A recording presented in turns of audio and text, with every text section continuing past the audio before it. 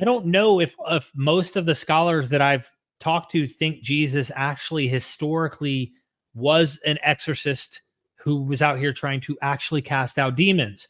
I don't know that. I don't know if they would then go to the Apollonia Satiana stories and do the same, because guess who else casts out demons, demoniacs, the whole nine? Apollonia Satiana.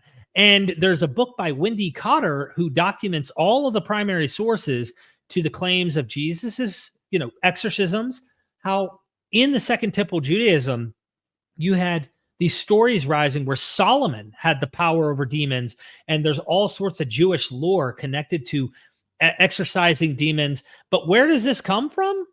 We can go back to ancient Mesopotamia, and the priests are chanting in the name of Adapa, casting out demons. They have a myth of Adapa, this ancient king or sage who ascended to heaven, kind of like Enoch. And critical scholars point out the Enochian myth and the literature of Enoch that we see, one Enoch, which is composed of 5 different books.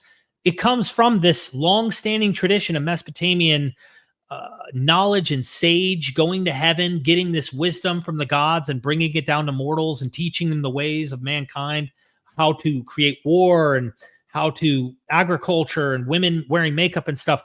These ideas come from the gods, these angels that come down, which you go further back, angels were divinities. They were deities. So this is back in polytheistic territory.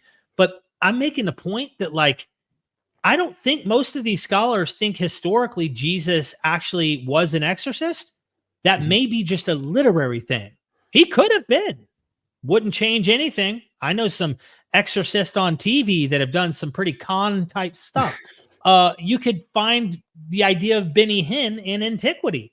The other things, Baptists like John the Baptist, there are scholars who think Jesus was baptized by John the Baptist. And they even go further to say this was an embarrassing feature because in the later Gospels, it says in Mark, the early Gospel, that he was baptized for the remission of sins, or it seems, let's get baptized so that we're cleansed of our sins. Jesus has no sins. Remember, Christians? So Matthew and Luke start backpedaling and finding ways to make sure John the Baptist didn't baptize him for sins. And John goes so far to say, John the Baptist practically falls down to the ground. Is like, I'm not worthy of you even unloosening my sandals. I can't baptize you, because he's so divine, super embellished. So whoop-de-doo. I mean, we should, for the sake of this video, just grant that critical scholars think the things he said have historical verisimilitude, which means they have a kernel of truth in history. They've just been embellished in the literature. That's the critical scholarly position, is at least they've been embellished if they think they existed and that happened. Yeah, and you've got some amazing documentaries on Enoch and these related things that you were just mentioning, like the angels and stuff. Right. Everyone, if you haven't watched it already, check it out. And I'm saying that even if you're on Myth Vision's channel right now, check it out if you haven't. They are fantastic documentaries. I do agree with you that we should grant this, and I will grant this stuff. But I do think it's worth emphasizing, as I'm sure you do as well. But what David's done here is something that he does in general, and that is that he'll take something that's true and he'll extrapolate it beyond the bounds of what he can actually do. So in this instance, what he's done is he said, scholars agree that a person called Jesus existed, and that tends to be the consensus. It is the consensus. Yep. And he's just jumped from that to saying that scholars agree that Jesus was a healer, that he died by crucifixion. These are big, big claims that are additions to that first claim. And the problem is that we need receipts for this. The burden of proof is on David to actually substantiate this claim. And he doesn't. He just does not do that.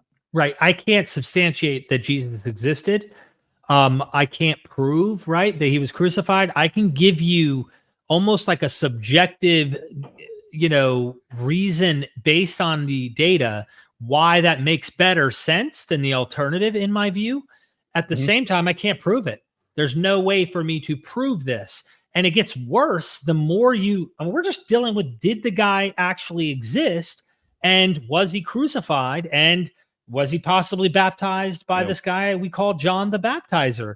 Was he an exorcist? Like, there were tons of Jewish exorcists and, of course, other Mediterranean demigod figures who did exorcisms as well. And I think there's even imperial data that the emperors possibly performed exorcist type magical incantation and being able to heal. I know that Vespasian healed the blind.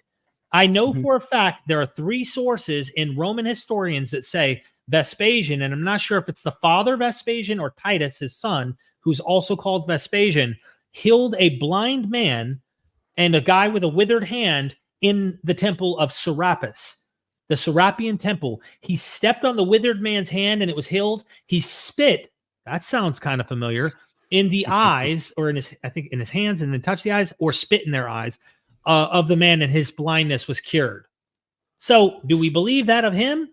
Anyway, it doesn't do anything other than just say, because I can look at comparable stuff like you're talking about and go, yeah, dime a dozen, who cares? Like, it's not shocking. The scholarly consensus on Jesus' death arises from having a variety of ancient sources. There are Christian, Jewish, and Roman sources reporting Jesus' death. Obviously, the Gospels, obviously, Paul, obviously, the New Testament emphasizes this.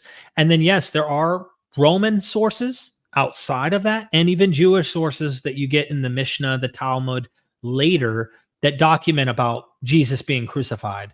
There's all sorts of interesting elements in that and cool to research, but that's later. And scholars might even say, hey, these historians, the Roman ones, may have actually been learning about Jesus through Christians. So it's not even like they had any firsthand knowledge of any of this. They're just learning what Christians are telling about the guy. So who knows, right? I mean, mistake me if I'm wrong, but he mentioned Rome and Romans in general. They, like, when they wrote about Jesus, it was Tacitus in the year 116. And then you've got Josephus, which is about 93, 94. And yet everything he wrote is contested because they think that probably Christians altered it. So when he says that we've got this evidence, it's what he's not saying that's the problem. He's not mentioning the fact that these things come generations after the fact, and they're not like the New Testament. They're not detailing things. They're not giving you much information. It's just like, oh, that's a thing that happened over there. The Christians believe this. That's not good enough. Like, that's not going to... Your main source is still just the Bible. You know, I don't think there would be such red flags and hesitation on trusting the material that we're talking about in the New Testament if it weren't for the fantastical material that is trying to be presented as believable in it. That would not make us pause and go, whoa. And they act like we're the Christian apologists usually go, you're not treating this like you would any other literature. Yes, we are. I promise you, critical scholarship, the critical scholars are trying to treat it all equally, all of it.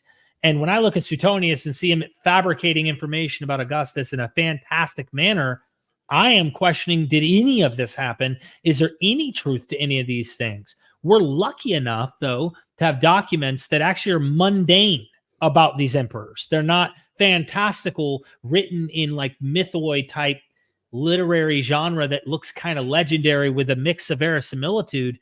No, we're dealing with documents that are actually talking, disparaging, saying that Augustus did bad things and he was this human and he was mean to this people. He killed these people. He went on the conquest over here. It's like mundane stuff that you find, not just walking on water. The next scene, he cast out a legion into pigs that fly off of a cliff. The next thing you know, he's flying through the sky and teleporting through a wall. And the next thing you know, he's healing the blind and he's the deaf. And it's like every time you turn the page, you're being told, oh, wow, next you're waiting for the giants and the leprechauns. And you're waiting for like, when's the next absolute fantastic thing about to happen in this book? Because it's super fantastic. What do you do with that? You know? Yeah. All right, for the next clip, David is going to be talking about the process of crucifixion. It's a long clip. I'm going to play it to make sure that we address absolutely everything, but it is a long clip, so see you in a bit. And knowing how crucifixion works. Today, we tend to think of crucifixion as just nailing someone to a cross, but Roman crucifixion was a 3-step process. The first step was the scourging, which was sometimes called the half-death because victims would be half dead by the time it was finished. The Romans used a flagrum made of leather thongs with chunks of bone or metal woven into the strands, designed to remove human flesh. We have records of people being beaten until their veins and arteries were exposed, or until their bones were showing, or until their intestines spilled out. And that was just the beginning. Step 2 was nailing the victim to a cross and letting him hang there while the blood drained out of him. Once he stopped gasping for breath, the Romans knew their work was done. Almost. The Romans didn't take crucifixion lightly, so there was a third step, some sort of death blow, just to make sure their victim was dead. If they needed to pry someone off a cross, they would smash his head in, or stab him through the heart with a sword or a spear, or set him on fire, or let wild animals rip him apart. Not the sort of process anyone's going to walk away from.